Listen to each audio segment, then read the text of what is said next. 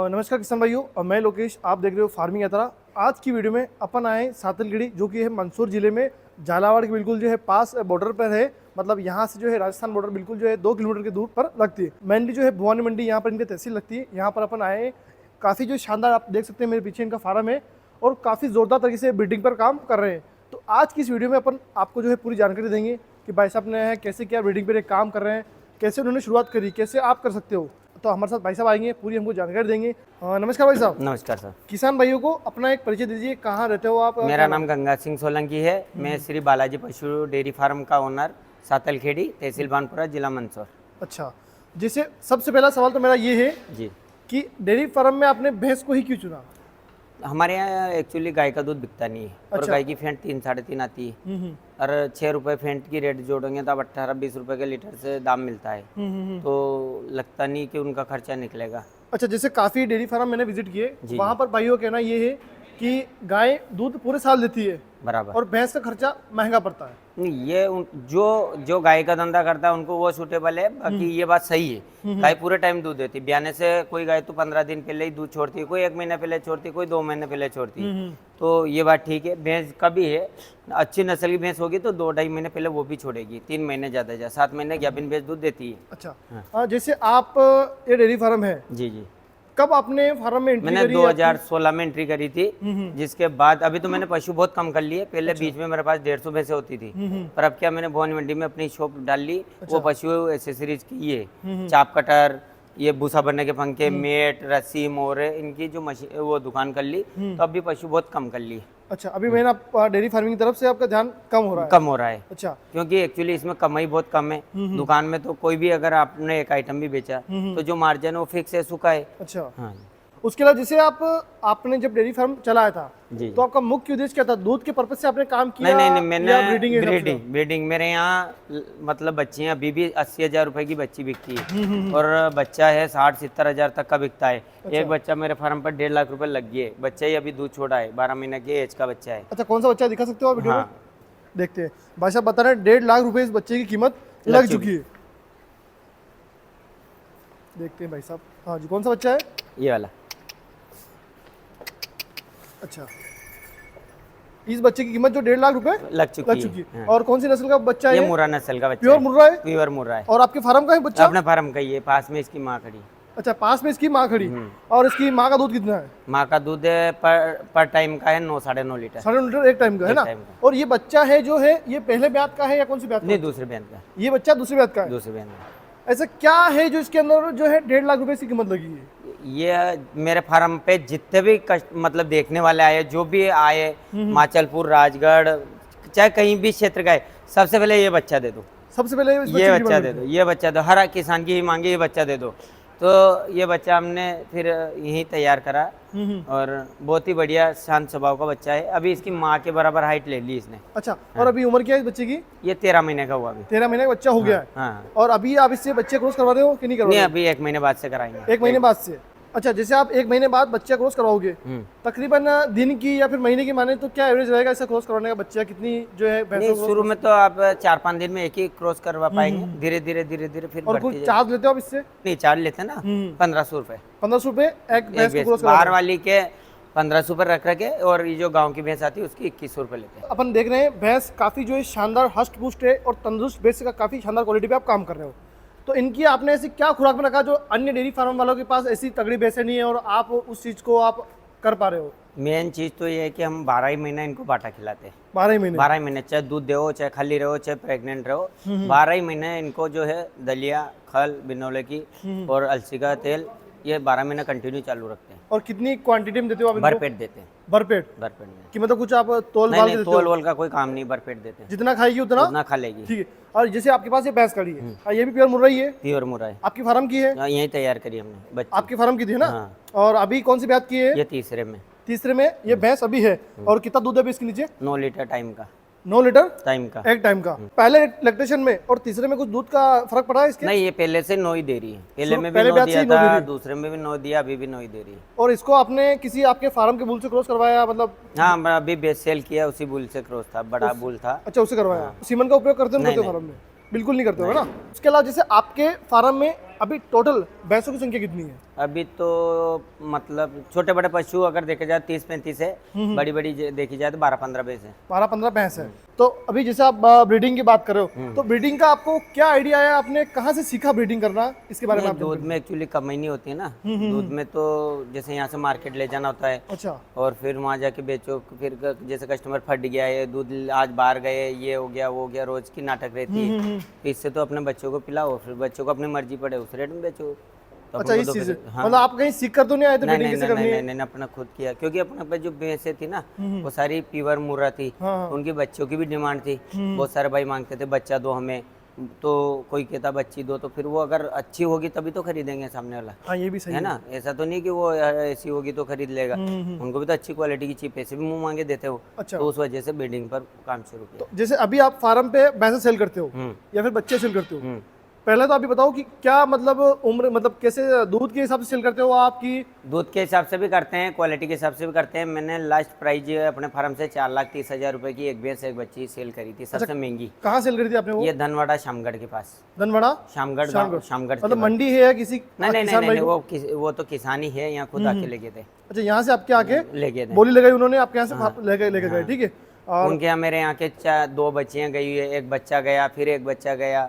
80,000 में अभी कुछ दिन पहले एक बच्चा खरीद के ले गए वो।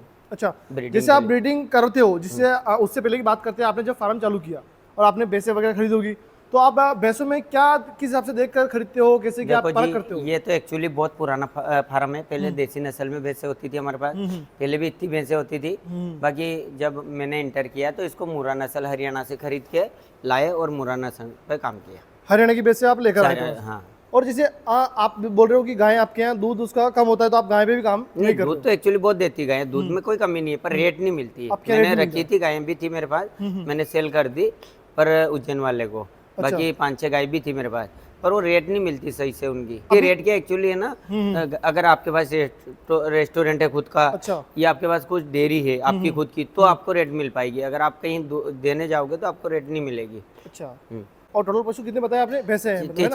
40 पशु है। इनको संभालने के लिए कितने लेबर की आवश्यकता पड़ती नहीं, है? एक्चुअली हमारे पास लेबर 13 है, पर क्या हमारा 100 बीघा जमीन भी है। खेती के साथ साथ 2 ही काम अटैच होता है। जैसा अभी आप देख रहे हैं, सारा काम कर लिया, अभी लेबर जा रही गेहूँ निकालने। तो अभी गेहूँ दिन भर गेहूँ निकालेंगे, 4 बजे कुछ आदमी आ जाएंगे, फिर इनका मेंटेनेंस देख लेंगे, शाम तक फिर और आदमी आ जाएंगे, फिर कर लेंगे। दिन में 2 आदमी रहेंगे। अच्छा, ऐसा कोई फिक्स नहीं है, लेबर आपके खेत के साथ चल रहे हैं, हाँ, इनको संभाल खेत के रहे साथ देखो, सुबह इनका काम करके खेती में चल जाती है, शाम को 2 आदमी, 1 आदमी तो 2 आदमी परमानेंट यहीं रहते हैं, बाकी और आदमी 4 बजे आ जाते हैं, फिर दूध निकालने के लिए, बांटा देने के लिए, पानी पिलाने के लिए, सारा काम उस हिसाब से रहता है। करते हैं ना।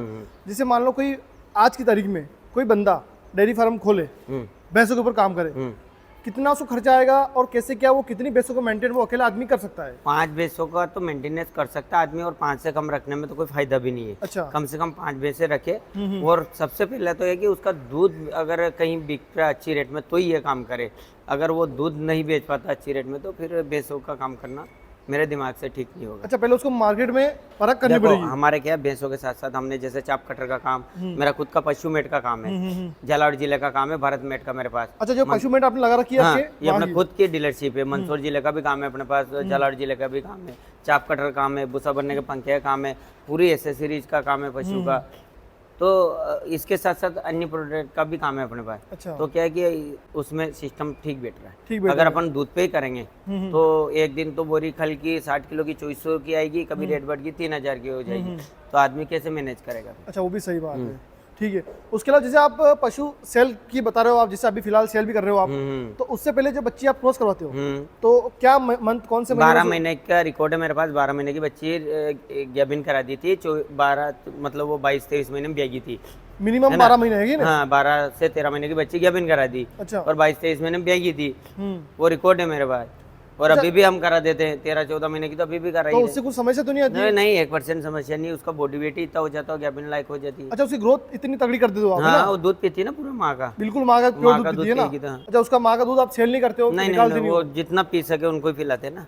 अच्छा। किसान भाई क्या करते हैं एक्चुअली, जब भैंस ब्याती है हम्म। तो दूध नहीं बिकता 7-8 दिन तक, तो उसको बच्ची को पिलाते हैं, तो उसको दस्त लग जाती है, डायरिया हो जाता है, तो बच्ची खत्म हो जाती है। अपने यहाँ उल्टा नियम है, 10 दिन तक बच्ची को कम पिलाते हैं, धीरे धीरे बच्ची बड़ी हो जाती है, ग्रोथ उसके हिसाब से उसको जो धीरे धीरे दूध बढ़ाते जाते बढ़ाते हैं। जाते वो नहीं कि शुरू दूध नहीं बिक रहा तो उस बच्ची को पिलाओ, जो उसको दस्त लग जाती है वो 4 दिन तक पड़ी रहेगी, हाँ। किसी के तो मर जाती है, किसी के जो है फिर धीरे धीरे वो स्वस्थ होती है। अपने यहाँ नहीं, जब पैदा होती है धीरे धीरे दूध कम कम कम अच्छा, धीरे बिल्कुल बढ़ाते कम बढ़ाते कम से आप बढ़ाते शुरू करते हो ना। बढ़- और आप जिस बता रहे हो सही बता रहे हो कि डेयरी फार्म वाले दूसरे पशु वो वो तो आठ सीधा द- दूध पिलाते नहीं, हैं वो उसको 10 starting दिन में। दूध नहीं बिकेगा ना, हाँ। तो वो क्या वो निकाल के नीचे नहीं गिराएंगे, वो बच्ची को पहले तो बिक तो रही हाँ, नहीं, ये ऐसे करते है ना। हैं, हाँ। तो वो क्या बच्ची को डायरिया खान तक बचाएगी, 1-2 दिन की बच्ची कितना दूध बचा लेगी। फिर उसको दवाई का उपयोग करते हैं, फिर हाँ। उसका पेट साफ करवाते हैं। बहुत सारों को तो मरी जाती है, दस्ती अच्छा। बंद नहीं होती, मर जाती है, दस्त ज्यादा लगने के बाद।